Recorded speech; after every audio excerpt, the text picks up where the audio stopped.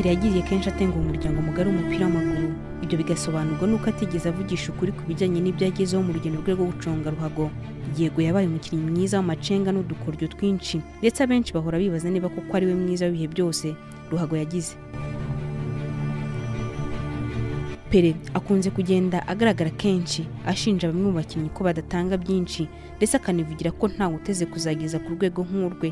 Ubwo yavugaga amagambo atari meza ku mukinnyi Nick Butt wari wagizwe umukinnyi mwiza w'irushanwa ry'igikombe cy'isi mu 2002, icyo gihe Pele yavuze ko atarabikwiriye. Nyamara ariko we ntajya yemera ko hagira umenya bimwe mu byo abantu bamwibeshyaho ko yakoze, kandi ahubwo arabaga ari mu gicucucucu cy'abandi bakinnyi bakomeye. Uyu munsi ibyo nibyo tugiye kugarukaho. Ntujye kure kandi wibuke gukora subscribe ndetse na share. Igitekerezo cyawe kirakiranwa yombi. Ngende Wisigi Florence.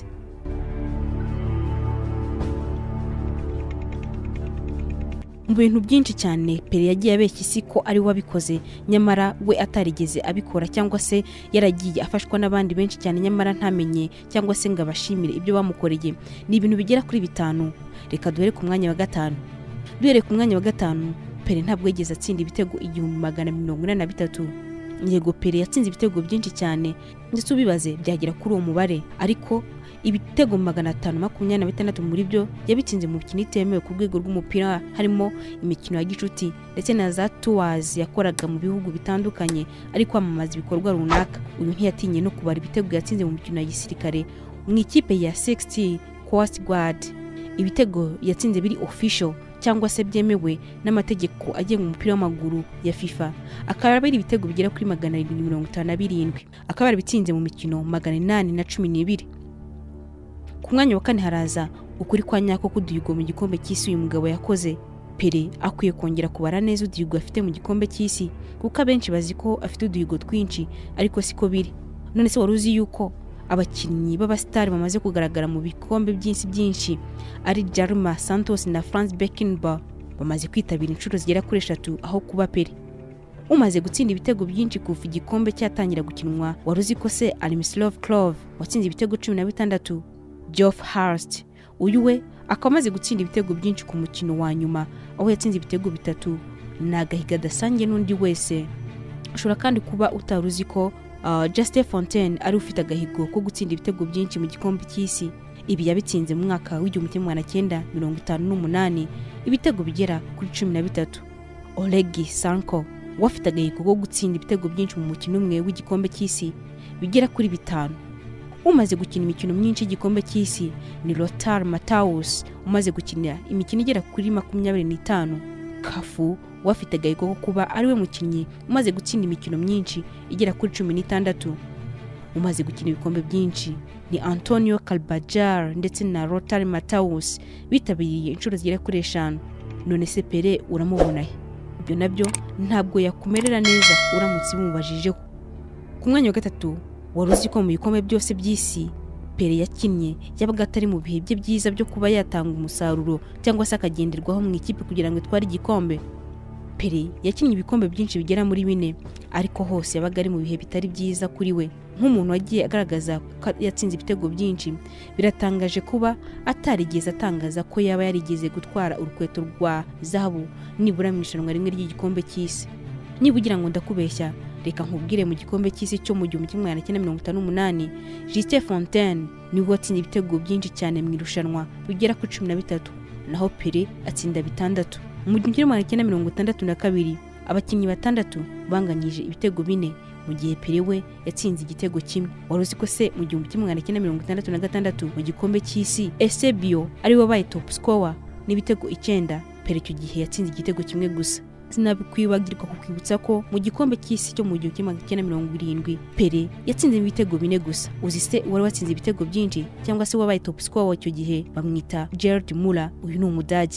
Tuvugishije ukuri tutabera, nta n'amarangamutima dushyizemo, Pele yari yaravunitse mu gikombe cy'isi cyo mu 1962 ndetse no mu 1966. Igihe yarameze neza ni mu gikombe cy'isi cyo mu 1958 ubwo afite imyaka 17 gusa, ari nabwo yarazamuye mu ikipe nkuru y'igihugu. Mu gikombe cy'isi cyo mu 1970 nabwo yari muzima rwose nta mvune afite, ariko ntiyigeze aba top scorer. Kigiretse kuri ibyo, sinawe watsindiye ibitego byinshi ikipe y'igihugu ya Brazil mu gikombe cy'isi, kuko ako gahigo kakozwe na Jairzinho watsinze ibitego 7 mu gihe Pele we icyo gihe yatsinze ibitego bigera kuri 4.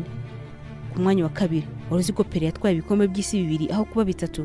Aha abantu benshi mushobora kuntera amabuye muvuga ngo narasaze cyangwa se ndi kumubeshyera. Oya, Pele ajya yibasira Messi aho yigeze kugira ati ese ni ryari Pele mushya azavuka? Ntibishoboka, papa na mama wanjye bamaze gufunga uruganda. Ubwo Messi azatsinda ibitego 1243 nkanjye ndetse akanatwara ibikombe by'isi 3 tuzabiganiraho hanyuma tumenye ko hari Pele mushya uhari. Messi icyo agomba gukora so gutsinda ibitego 1243 ahubwo no gutsinda ibitego 758 ndetse nabo munyamahirwe yatwara ibikombe 2 by'isi aho kuba 3 nkuko Pele bitangaza, yenda akaba agiye mu nkweto nk'iza Pele kuko Pele we ubwe ntiyigeze akora utwo duhigo. Pele yego yari umwe mu bakinnyi b'ikipe y'igihugu yatwaye ibikombe by'isi 3 ariko mu gikombe cy'isi cyo mu 1962 asa naho atakinnye kuko igihe kinini yari yicaye kubera imvune. Icyo gihe Garinca niwe wagize uruhare runini mu ikipe ya Brazil mu gutwara igikombe cy'isi aho kuba Pele ku mwanya wa mbere. Pele yakinanye n'abakinnyi b'amateka maze nawe abarwa mu banditse amateka. Ubwo Pele yakoraga urutonde rw'ibikomerezwa 125 kibaho ntabwo yigeze ashyiramo bagenzi be benshi. Mborabo harimo Carlos Alberto na Jarma Santos aba bakinaga inyuma ku ruhande rw'iburyo, hari kandi undi wakinaga ku ruhande rw'imoso bamwitaga Nilton Santos ndetse n'umukinnyi wo hagati wakinaga neza cyane ariwe Rivelino. Urutonde n'urerure aho harimo Garinca wafashije Brazil gutwara igikombe cy'isi cyo mu 1962, hari kandi Vava watsinda ibitego 3 mu mikino ya nyuma y'ibikombe by'isi 2, hari kandi Zidi watwaye igihembo cya Golden Ball mu 1958. Pele yirengagije abakinnyi baruhanye nawe aribo Gerson, Jairzinho, Gilma, Tostao, Zito, Beroni ndetse na Mario Zagallo. Agaciro kabo mu kwandika amateka ye yarakirengagije pe. Abakunzi ba ruhago bari kwishimira kubona Pele yarahaye agaciro abakinnyi nka Santos kuri urwo rutonde ndetse na Coutinho nk'ikimenyetso cyo kubashimira ko bamufashe kwandika amateka na n'ubu tukigarukaho. Pele yirengagije uruhare rwa Jason mu gutsinda ibitego bye kuko uyu Jason niwe wajyaga amuha pasi cyane kugira ngo atsinde ibitego. Ni igisebo cyane kubona Pele yaribagiwe amapasi ibihumbi yahawe na Jason, nyamara Messi we yatuye Ballon d'Or ye Javi aho yagize ati ndashaka gusangira n'inshuti yanjye, nawe yarakwiye iki gihembo. Ese hari uwigeze yibaza aho Pele yararigiye ubuzima bwa Garinca bwageraga ku mukaga? Ntimwibagirwe kandi ko Pele yakinnye n'amateka y'abakinnyi bamufashije kuba igihangange kikiriho kugeza n'ubu. Nimwibagirwe kandi ko mu gikombe cy'isi cyo mu 1962 abakinnyi ba Brazil bari bameze neza cyane ku buryo uruhare rwa Pele rwose rutari rukenewe. Nahansoreje ikiganiro cy'uyu munsi. Mwakoze kubana nanjye, mwibuke gukora subscribe, mu bisangiza abandi ndetse munatanga n'igitekerezo. Mwakoze cyane.